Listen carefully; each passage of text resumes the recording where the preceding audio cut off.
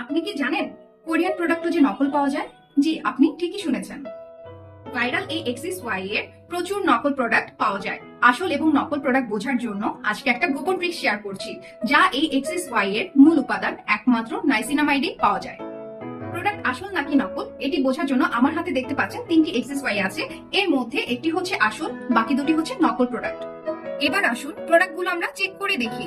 প্রথমে আমরা 2 নং প্রোডাক্টটা চেক করব। এটা কিন্তু চায়না থেকে ইম্পোর্টেড। এটার ভিতরে কর্পটি কালার দেখতে পাচ্ছেন, নীল কালার, এন্ড এটার লিকুইডটা কিন্তু সম্পূর্ণ সাদা। এরপর চলে যাব আমরা 3 নং প্রোডাক্টে। এটা কিন্তু বাংলাদেশে তৈরি।